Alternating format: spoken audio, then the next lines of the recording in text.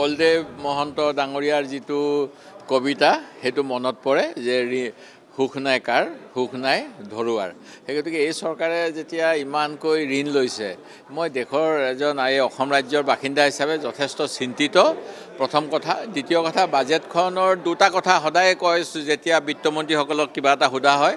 যে government is a কণ্টিনিউইং process বুলি কয় সেই গতিকে আগৰ কামখিনি কৰি থাকিব লাগে কিন্তু আগৰ কিছুমান বস্তু বাদ দিয়া দেখিছোঁ প্ৰথম কথা দ্বিতীয় কথাটো হ'ল তেখেতসকলৰ এখন নিৰ্বাচনৰ সময়ত কিছুমান আঁচনি বিশেষকৈ লোৱা হয় আপোনালোকে প্ৰতিখন বাজেট চাব 2016 চনৰ সময়ত কি কৈছিলে 19 চনৰ 24 চনৰ এতিয়া তেনেকৈ 26 নিৰ্বাচনৰ কাৰণে বহুখিনি নিৰ্বাচনমুখী আঁচনি আছে আৰু এনেকুৱা কৰিছে যে বাজেটখনৰ আমি সকলোৱে জানো আৰম্ভ হয় কেতিয়া 1 এপ্ৰিলৰ পৰা 1 এপ্ৰিলৰ পৰা যিখিনি কৰিব লাগে সেইখিনি বাজেটত থাকিব লাগে কিন্তু নিৰ্বাচন বোধ কৰোঁ মুখ্যমন্ত্ৰী ডাঙৰীয়াই বতৰ অনুকূল দেখিলে আগতীয়াকৈ কৰিবলৈ চাব বুলি মোৰ ধাৰণা হৈছে কিজানি ডিচেম্বৰতে কৰিব আৰু দুমাহ অলপমান ঋণ ল'ব অক্টোবৰৰ পৰা বোলে কেইটামান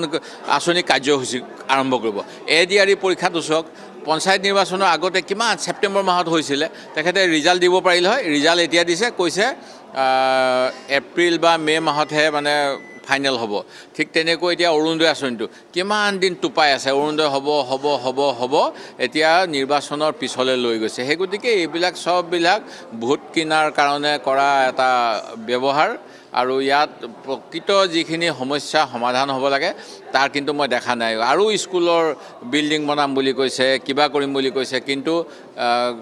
চাহ বাগিচাৰ স্কুলবিলাকৰ কাৰণে কোনো শিক্ষক নিযুক্তি দিয়া হোৱা নাই বেলেগ স্কুলৰ পৰা লৈ গৈছে তেনেকৈ চাহৰ শ্ৰমিকসকলৰ কথাটো কৈছিলে যে 351 টকা কৰিম আজি কিমান দিন হৈ গ'ল আমাৰ অসম চুক্তিৰ কথাও নকওঁ গতিকে এই গোটেইবিলাক দেখা পাইছোঁ বাজেটত যিখিনি আশা কৰিছিলোঁ সেইখিনি অহা নাই